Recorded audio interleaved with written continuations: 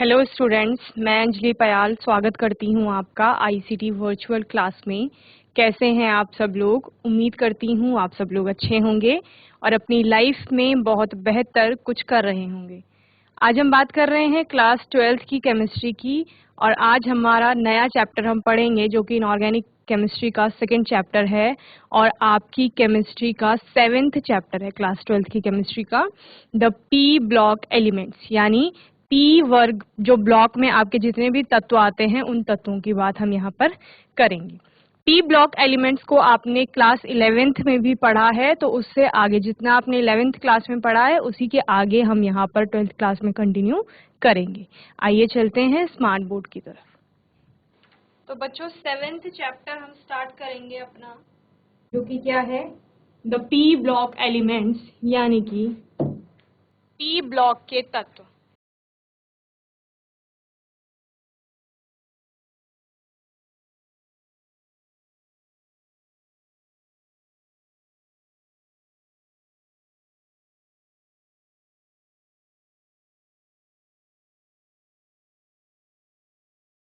P block के तत्वों के बारे में पढ़ेंगे हम यहाँ पर, ठीक है।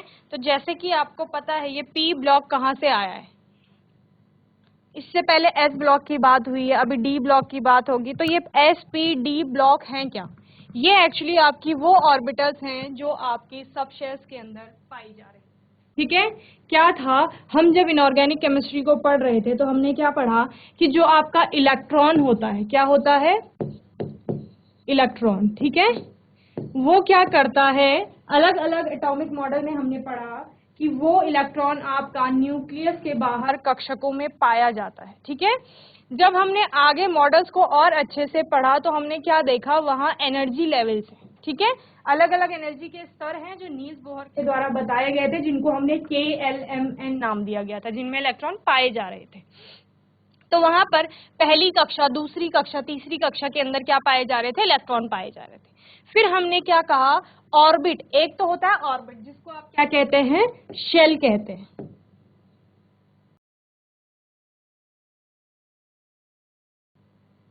कोश, ठीक है। इस शेल के अंदर क्या पाया जा रहा था, सब शेल पाया जा रहा था, यानी कि उपकोश पाया जा रहा था, ओके। और उस सब शेल के अंदर क्या पाई जा रही थी, आपकी ऑर्बिटल पाई जा रही थी, ठीक है। तो बच्चे ये शेल क्या थी, ये थी आपकी KLMN एंड सो ऑन, ठीक है। इस तरीके से जैसे जैसे आगे बढ़ते जाएंगे अल्फाबेटिकल ऑर्डर में आपका N के बाद O, P, Q, R इस तरीके से शेल आती है, ठीक है। शेल के अंदर आपकी 4 प्रकार की सब शेल्स आती थी, ठीक है, जो कि क्या थी, S, P, D, F। 4 प्रकार की यहां हम क्या देख रहे थे, उपकोश देख रहे थे, ओके। और इन उपकोश के अंदर क्या पाई जा रही थी, ऑर्बिटल पाई जा रही थी। तो और आपकी सबशेल कितने प्रकार की हो गई, 4, S, P, D और F, ये 4 प्रकार की हो गई। हमने कहा इनमें ऑर्बिटल क्या है, ये तो आपका क्या है, सबशेल है, SPDF, ये सबशेल हो गई SPDF। अब इनके अंदर ऑर्बिटल कितनी थी, जब आपने ऑर्बिटल कैलकुलेट की थी 11th क्लास में, आपको याद होगा, तो आपने क्या कहा था, S के अंदर आपका एक ही ऑर्बिटल पाई जाती है, ओके। और उस एक ऑर्बिटल में आपके कितने इलेक्ट्रॉन आएंगे, 2 इलेक्ट्रॉन आएंगे। ऑर्बिटल कितनी है S में, एक, S आपका सबशेल है और उस S सबशेल की 2 ऑर्बिटल बनती है, 2 इलेक्ट्रॉन उसमें आते हैं, एक ऑर्बिटल बनती है, ठीक है। S सबशेल, उसके अंदर एक ऑर्बिटल और एक ऑर्बिटल में आपके 2 इलेक्ट्रॉन, और वो 2 इलेक्ट्रॉनों का ओरिएंटेशन आप कैसे देखते थे, इस प्रकार से, एक ऑर्बिटल बनती थी, उसमें आप 2 इलेक्ट्रॉन इस प्रकार दिखाते थे, जिनका जो आप स्पिन देखते थे वो ऑपोजिट होता था, ठीक है। एक प्लस हाफ में जाता था, दूसरा माइनस हाफ में। तो ये आपको पता है, ये बेसिक रूल होता है कि ऑर्बिटल में जब इलेक्ट्रॉन को हम फिल करते हैं तो उसके बाद जो 2 इलेक्ट्रॉन आते हैं एक ऑर्बिटल में, उन दोनों का स्पिन हमेशा क्या होता है, ऑपोजिट होता है, ओके, क्लियर है। इसके बाद बात आती है पी ऑर्बिटल की। तो पी सबशेल में होती हैं आपकी 3 पी की ऑर्बिटल, कितनी होती है, 3। हमने क्या कहा, एक ऑर्बिटल में मैक्सिमम 2 इलेक्ट्रॉन आ सकते हैं, तो आपकी 3 ऑर्बिटल में कितने इलेक्ट्रॉन आएंगे, 6 इलेक्ट्रॉन, ओके। देन बात करते हैं डी सबशेल की, डी सबशेल के अंदर डी के 5 ऑर्बिटल बनते हैं। तो 5 ऑर्बिटल, नंबर ऑफ ऑर्बिटल हो गए 5, और उन 5 में एक ऑर्बिटल में 2 इलेक्ट्रॉन अगेन, और 5 ऑर्बिटल में कितने आ जाएंगे? 10 electron. Maximum number of electrons की बात कर रहे हैं। एस में मैक्सिमम 2 आ सकते हैं, पी में आपके मैक्सिमम 6 आ सकते हैं, डी में आपके मैक्सिमम 10 आ सकते हैं। ओके, देन हम बात करते हैं एफ सबशेल की। एफ सबशेल में आपके कितने ऑर्बिटल पाए जाते हैं? उनके नंबर्स होते हैं 7। और आप बात करते हैं कि 7 ऑर्बिटल में आपके कितने? मैक्सिमम 14 इलेक्ट्रॉन आ सकते हैं। मिनिमम तो वो निर्भर करता है किस पर? परमाणु के क्रमांक पर। जो परमाणु का क्रमांक होगा किसी भी तत्व का, उसके आधार पर हम इलेक्ट्रॉन रखेंगे। ठीक है, फिर हम क्या देखेंगे कि जितने इलेक्ट्रॉन है उतनी की तो फिलिंग हो गई। ठीक है, लेकिन डी में तब तक इलेक्ट्रॉन आएंगे जब तक कि उसमें पूरे 10 नहीं हो गए। पी में इलेक्ट्रॉन तब तक आते रहेंगे जब तक उसमें पूरे 6 नहीं हो जाते। जब उसमें 6 हो गए देन आगे की आपकी ऑर्बिटल आती है। ठीक है, फिर इसमें आपने अलग से आप वो प्रिंसिपल जैसे आप पढ़ते हैं वहां पर आपने क्या कहा कि जैसे जो पहली शेल होगी, ओके, क्या कहते हैं हम? पहली शेल। पहली जो शेल होगी जिसके लिए n की वैल्यू 1 होगी। ठीक है, पहली शेल का मतलब न्यूक्लियस के बाहर जो पहली कक्षा है, ये न्यूक्लियस हो गया आपका, इसके बाहर पहली यानी k। तो k के लिए n की वैल्यू हम कितनी लेते हैं? 1 लेते हैं। इसके बाद l आएगी, l के लिए हम n की वैल्यू कितनी लेते हैं? 2 लेते हैं। तो इस n की वैल्यू 1 के लिए आपको पता है एक ही ऑर्बिटल आती है जो कि क्या होती है? 1s होती है। जब आपकी n की वैल्यू 2 हो जाती है, यानी इस l वाली ऑर्बिटल के लिए, इसके लिए वैल्यू कितनी? इसके लिए कितनी ऑर्बिटल आती है? 2 ऑर्बिटल आती है। एक s की आती है 2s और एक आती है 2p। n is equal to 3 में कितनी आती है? 3s, 3 आती है, 3p और 3d। अब टोटल लगा लो 1s की तो कितने? एक ऑर्बिटल बनेगी, एक ऑर्बिटल में 2 इलेक्ट्रॉन। क्लियर है? 2s की भी एक ऑर्बिटल बनेगी, उसमें 2 इलेक्ट्रॉन। 2p की कितनी बनेंगी? 3 ऑर्बिटल बनेंगी, 1 2 3, और तीनों में कितने? Maximum 6 electron. ठीक है, इसी प्रकार 3s की एक ही ऑर्बिटल, s की सबकी एक ही ऑर्बिटल बनेगी, p किसी भी शेल का हो, 2 का हो, 3 का हो, 4 का हो, सबके लिए 3 ही ऑर्बिटल बनेंगी और उनमें मैक्सिमम 6 ही इलेक्ट्रॉन आएंगे। ठीक है, तो इस प्रकार 3s की एक ऑर्बिटल, उसमें 2 इलेक्ट्रॉन। 3p की कितनी ऑर्बिटल? 3 ऑर्बिटल बच्चों, उसमें मैक्सिमम 6 इलेक्ट्रॉन। 3d की बात करेंगे, इसकी बनेंगी 5 ऑर्बिटल्स, और इन 5 ऑर्बिटल में मैक्सिमम आपके 10 इलेक्ट्रॉन। क्लियर है? तो इस तरीके से हम क्या कर रहे थे? इलेक्ट्रॉन की फिलिंग कर रहे थे। अबाव का प्रिंसिपल बता रहा था कि जो इलेक्ट्रॉनों की फिलिंग होती है वो उनके ऊर्जा के बढ़ते हुए क्रम में होती है, यानी जिस प्रकार एनर्जी बढ़ेगी धीरे धीरे ऑर्बिटल्स की, उसी प्रकार से आपका इलेक्ट्रॉन उसमें जाएगा। यानी कि जो सबसे कम एनर्जी का होगा, जो भी ऑर्बिटल इनमें सबसे कम एनर्जी की होगी, उसमें सबसे पहले इलेक्ट्रॉन जाता है। ठीक है, तो सबसे पहले इलेक्ट्रॉन किस में जाता है? आपको पता है 1s में जाता है। और इससे क्या पता चलता है आपको कि 1s की जो एनर्जी है वो सबसे कम है यहाँ पर। ओके, चलिए जल्दी से इतना नोट करेंगे, फिर हम p ब्लॉक एलिमेंट्स पे आते हैं अपने।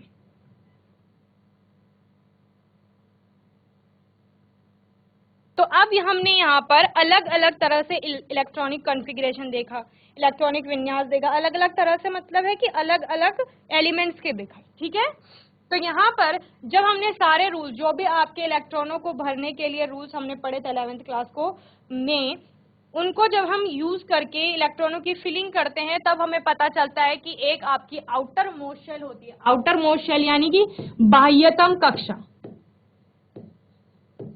उस बाह्यतम कक्षा में जो इलेक्ट्रॉन होगा या वैलेंस इलेक्ट्रॉन होंगे, क्या बाह्यतम कक्षा के इलेक्ट्रॉनों को क्या कहा जाता है? बाह्यतम कक्षा में जो पाए जाने वाले इलेक्ट्रॉन होंगे उनको कहा जाता है आपका वैलेंस इलेक्ट्रॉन या फिर संयोजी इलेक्ट्रॉन।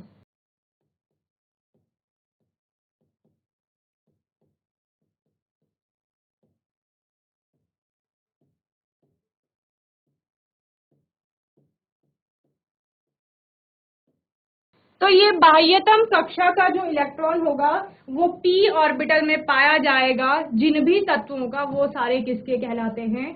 p ब्लॉक के एलिमेंट्स कहलाते हैं। क्या कहा मैंने कि उनका जो इलेक्ट्रॉनिक कॉन्फ़िगरेशन होगा उसके अनुसार, ये जो इलेक्ट्रॉनिक कॉन्फ़िगरेशन होगा किसका, इस बाह्यतम कक्षा का, इस बाह्यतम कक्षा का जो क्या होगा आपका इलेक्ट्रॉनिक कॉन्फ़िगरेशन होगा वो क्या होगा, NS2 NP126, ये इलेक्ट्रॉनिक कॉन्फ़िगरेशन पाया जाएगा।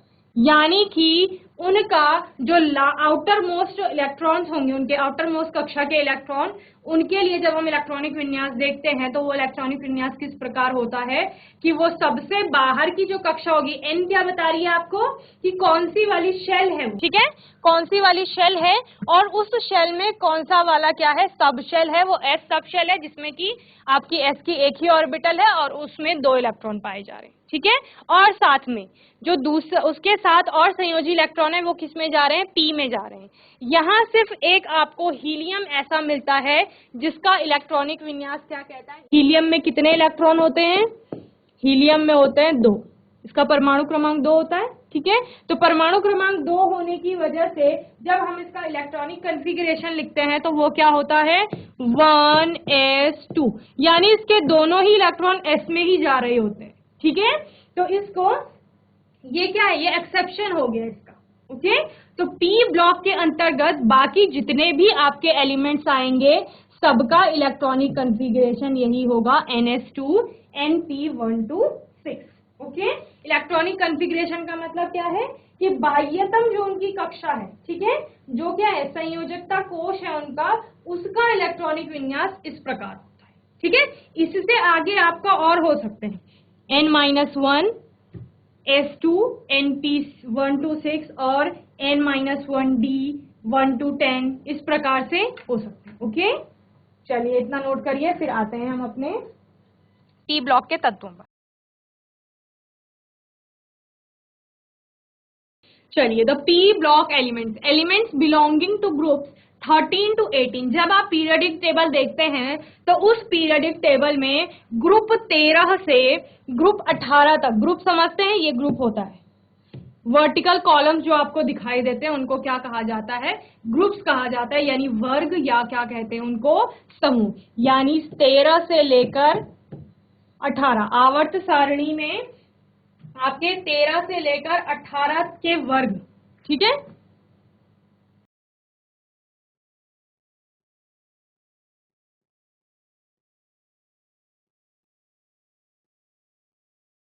के वर्गों के तत्वों को क्या कहा गया, पी ब्लॉक के तत्व।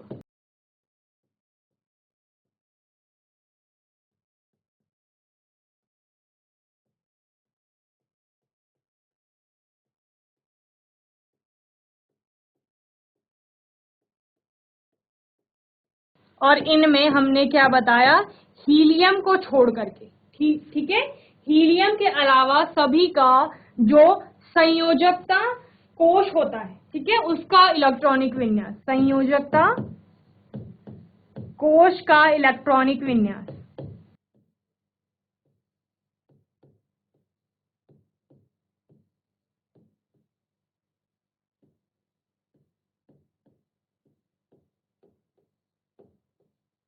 संयोजकता कोश का इलेक्ट्रॉनिक विन्यास क्या होता है, जो मैंने अभी बताया NS2 NP126 ये होता है, ठीक है। इससे पहले कुछ और होगा, लेकिन जब आप इलेक्ट्रॉनिक विन्यास निकालेंगे तो लास्ट में आपको यही ऑर्बिट मिलेंगी sp, ठीक है, उस शेल की जो क्या है संयोजकता कोश जिसे हम कह रहे हैं, या आपकी वैलेंस सबशेल या वैलेंस शेल जिसे कह रहे हैं उसमें, ओके, उसका इलेक्ट्रॉनिक विन्यास इस प्रकार होगा। अभी आप एक एक करके जब एलिमेंट्स के इलेक्ट्रॉनिक विन्यास देखेंगे तो आपको क्लियर हो जाएगी ये चीज, ओके।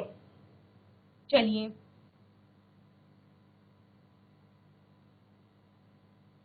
तो इस प्रकार ये आपने कहाँ पढ़ा था, ये सब आप 11th क्लास में पढ़ चुके हैं जब आपने पी ब्लॉक पढ़ा।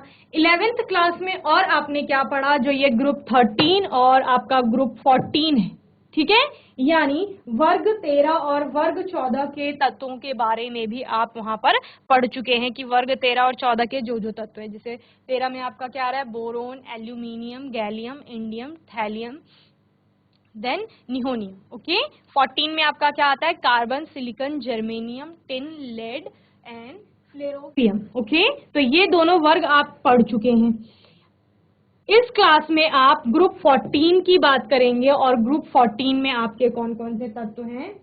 Nitrogen, phosphorus, arsenic, antimony, bismuth, moscovium. Okay, clear है? चलिए जल्दी से इसको नोट कीजिए। ग्रुप 14 के जितने भी एलिमेंट्स हैं उनको जल्दी से लिख लीजिए। कलर्स में यहाँ पर बताया गया है, जैसे ये ब्लू कलर जो है आपका वो मेटल को बताता है, ठीक है।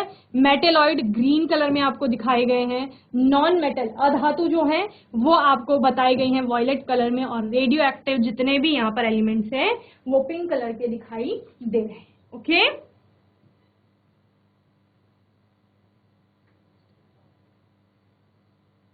General electronic configuration of p elements, p block elements. The p block elements are characterized by the ns2 np 1 to 6 valence shell electronic configuration. ठीक है, ये हमने बात कर ली है कि इनका इलेक्ट्रॉनिक कॉन्फ़िगरेशन वैलेंस सेल का क्या होता है, ns2 एंड np1 to 6 होता है। ओके,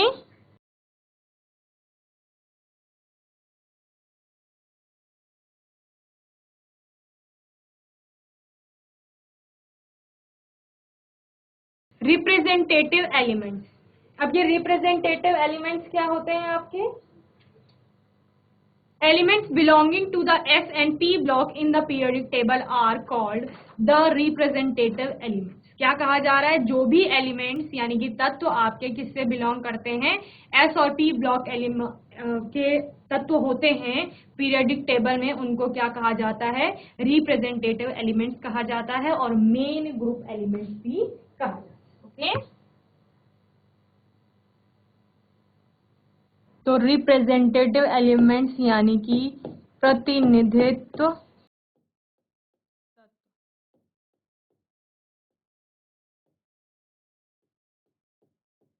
ओके, या मुख्य समूह तत्व भी इनको कहा जाता है। ठीक है, मुख्य वर्ग तत्व।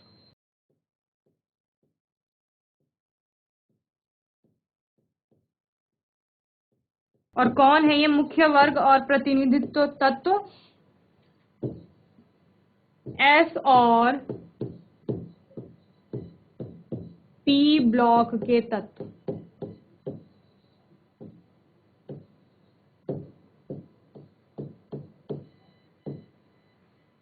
ओके, ये आपके मुख्य तत्व हैं, और मुख्य तत्व होने का रीजन क्या है इनका, कि आपका ज्यादातर केमिस्ट्री में आप इन्हीं तत्वों की बात करते हैं। ठीक है, इन्हीं की रासायनिक क्रियाएं देखेंगे। तो इसमें आपके कौन कौन से तत्व शामिल हो जाते हैं? 1 2 3 हो गया, 13 14 15 16 17 ये सारे तत्व आ जाते हैं। ठीक है, ग्रुप 18 नहीं है क्योंकि उनकी अभिक्रियाशीलता कम है, और उनको क्या कहा जाता है? नोबल गैसेस भी आप उनको कहते हैं। ओके,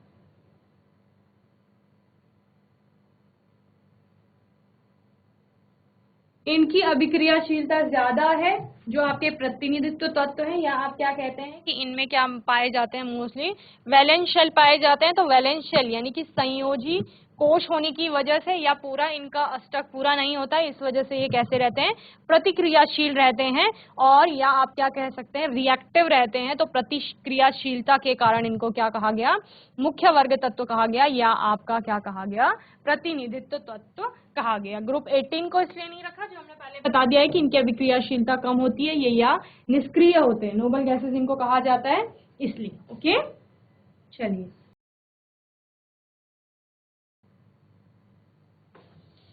यहाँ पर जब आप ग्रुप 15 के तत्वों की बात करते हैं तो ग्रुप 15 में नाइट्रोजन से लेकर बिस्मथ तक आप पढ़ते हैं। मॉस्कोवियम को अलग रख दिया जाता है क्योंकि ये एक क्या है? संश्लेषित तत्व है, जिसको कि क्या कहा जाता है? इसकी अल्प अर्धायु है, और साथ में ही मात्रा भी इसकी कम है।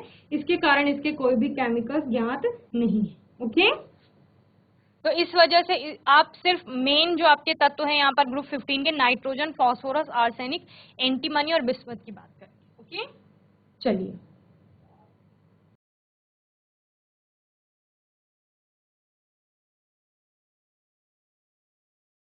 एलिमेंट्स यानी कि तत्व लिखिए, और इलेक्ट्रॉनिक कॉन्फ़िगरेशन।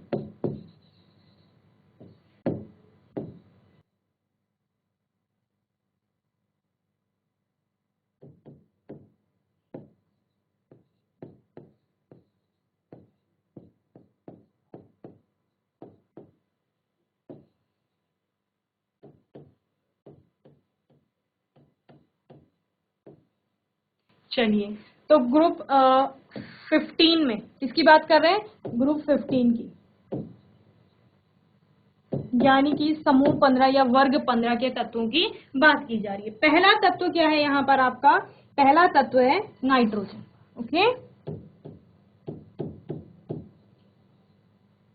जिसके लिए आप सिंबल यूज करते हैं N, यही प्रतीक यूज करते हैं, जिसका मतलब क्या होता है? नाइट्रोजन। तो नाइट्रोजन का इलेक्ट्रॉनिक विन्यास क्या होता है? 7 इसमें आपके इलेक्ट्रॉन देखने को मिलते हैं। 7 इलेक्ट्रॉन क्या कहते हैं? 7 इलेक्ट्रॉन किस प्रकार जाएंगे? 1s2। ओके, यानी कि पहली शेल में आपके इलेक्ट्रॉन जाएंगे। पहली शेल में आपकी एक ही सब शेल होती है s, उसमें एक ही ऑर्बिटल, और एक ऑर्बिटल में 2 इलेक्ट्रॉन। तो 2 इलेक्ट्रॉन आपके 1s पे चले गए। अब कितने बचे? 5 इलेक्ट्रॉन बच गए। इसके बाद आएगी 2s की ऑर्बिटल, 2s में भी 2 इलेक्ट्रॉन। टोटल कितने हो गए? 4 इलेक्ट्रॉन हो गए। और उसके बाद कितने इलेक्ट्रॉन बच गए? 3 इलेक्ट्रॉन बच जाते हैं, और वो जाते हैं आपके 2p में, 2p3। तो आप जब इलेक्ट्रॉनिक कॉन्फ़िगरेशन की बात कर रहे थे इससे पहले, और किसके इलेक्ट्रॉनिक कॉन्फ़िगरेशन की? जो बाह्यतम कक्षा है। तो 1 और 2 में बाह्यतम कक्षा कौन सी होगी? ये होगी। और इसके लिए अगर आप जनरल एक कॉन्फ़िगरेशन देखते हैं तो वो क्या बताता है? दोनों जगह n की वैल्यू सेम है। n क्या कितना है? 2 ओके, तो NS2 और क्या आ रहा है? 2p3 आ रहा है। 2p3 का मतलब 1 से 6 के बीच हमने बताया था इससे पहले, जब हम जनरल कॉन्फ़िगरेशन बता रहे हैं, बाह्यतम कोश की बात कर रहे हैं, संयोजी कोश की। तो क्या कहा था हमने? NS2 और NP126 होगा। ओके, क्लियर है? तो देखना इसी प्रकार आपके सारे जितने भी क्या है तत्व यहाँ पर है, उनका इलेक्ट्रॉनिक कॉन्फ़िगरेशन क्या आता है। ओके, चलिए, दूसरा है आपका फॉस्फोरस, जिसको आप P से रिप्रेजेंट करते हैं या पीस के लिए सिंबल यूज करते हैं। और इसका कॉन्फ़िगरेशन कहता है कि नियॉन के समान क्या है? पहले का कॉन्फ़िगरेशन है, और लास्ट जो आपकी ऑर्बिटल होगी उसके लिए 3s2 3p3। ओके, और आपको पता है जब एक वर्ग में आप ऊपर से नीचे आते हैं, इस प्रकार आप आवर्त सारणी पढ़नी आती है आपको, ऊपर से नीचे जब आते हैं तो आपको संयोजकता सब जगह क्या मिलती है? समान मिलती है। तो जैसे यहाँ पर 2p3 था तो यहाँ पे 3p3 हो गया। और इसके बाद ये देखिए, इसका ये क्या हो गई? बाह्यतम कोश हो गई फॉस्फोरस की। और इसका इलेक्ट्रॉनिक कॉन्फ़िगरेशन भी क्या है? NS2NP126, या आप 3, क्योंकि 1 और 6 के बीच में ही 3 इलेक्ट्रॉन आएंगे, तो 3p3 है। तो ये किसके समान है? उसी NS2NP126 के समान है। ओके, चलिए, इसके बाद नेक्स्ट क्या है आपका? आर्सेनिक। ओके, जिसके लिए सिंबल यूज किया जाता है AS। ओके, और इसके बाद है आपका एंटीमनी,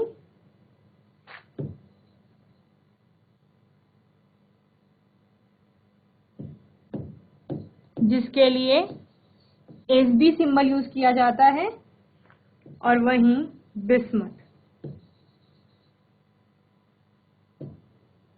बिस्मथ के लिए आपका आता है Br। ओके, इलेक्ट्रॉनिक कॉन्फ़िगरेशन की बात करेंगे। आर्सेनिक कहता है आर्गन के समान इलेक्ट्रॉनिक कॉन्फ़िगरेशन है पहले की कक्षाओं का, ठीक है। और उसके बाद आपका क्या आएगा? 3d10 एंड 4s2 4p क्या हो जाएगा? फिर से 3। क्लियर है? एंटीमनी का क्रिप्टन के समान, then 4d10 5s2 and 5p3।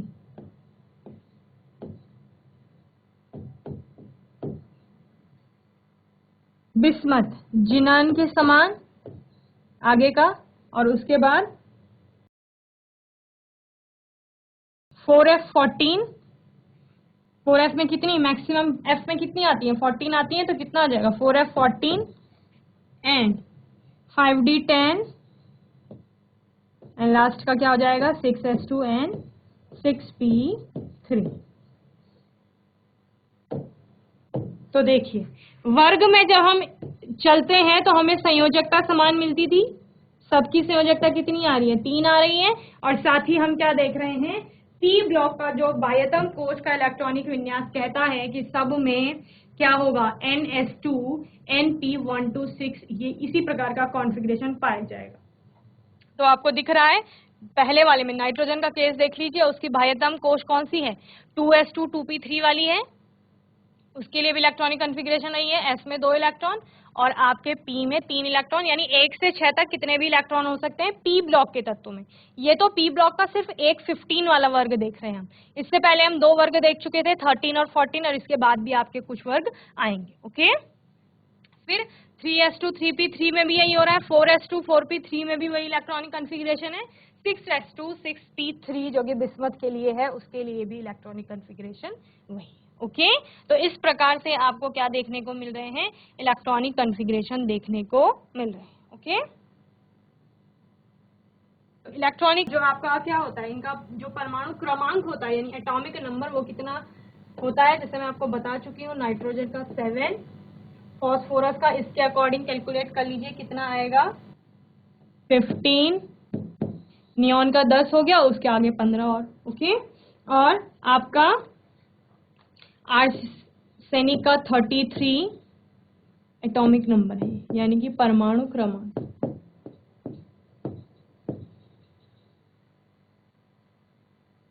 Then antimony का 51,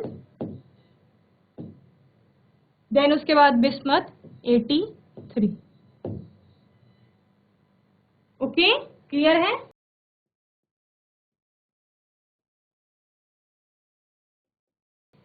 जल्दी से नोट करें।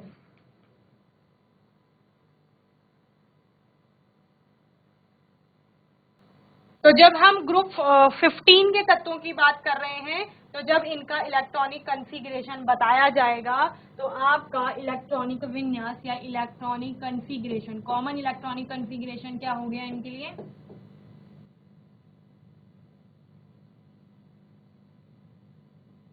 जो ये हमने NS2 NP126 बताया था, ये तो सारे P ब्लॉक के एलिमेंट्स के लिए था, ठीक है।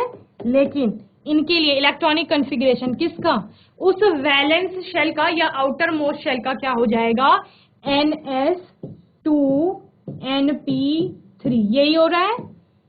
सबका बाह्यतम कोश देख लीजिए,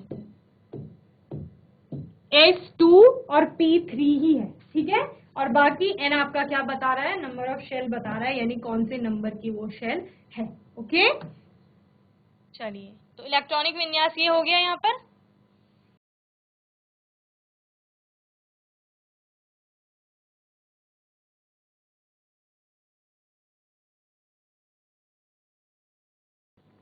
तो बच्चों, होपफुली आज का सेशन आपको अच्छे से समझ में आया होगा। आज के सेशन में हमने 7th चैप्टर स्टार्ट किया है, पी ब्लॉक एलिमेंट्स। और पी ब्लॉक एलिमेंट्स में हमने एक बार जनरल देखा कि पी ब्लॉक के एलिमेंट्स एक्चुअली होते क्या हैं, इलेक्ट्रॉनिक कॉन्फ़िगरेशन की बात की यहाँ पर। और जैसा कि हमने पढ़ा कि 13 और 14 के एलिमेंट्स आप पहले ही पढ़ चुके हैं ग्रुप के। आज हमने ग्रुप 15 के तत्वों के बारे में थोड़ा समझा। आने वाले सेशन में हम ग्रुप 15 के एलिमेंट्स की कुछ और प्रॉपर्टीज को पढ़ेंगे अच्छे से, और तब तक आपको अच्छे से पढ़ाई करती रहनी है और अपने चैप्टर को रिवाइज करना है। ओके, कोई डाउट क्वेश्चन होगा तो आने वाले सेशन में आप पूछ लेंगे। और तब तक के लिए ICT वर्चुअल क्लास से जुड़ने के लिए धन्यवाद।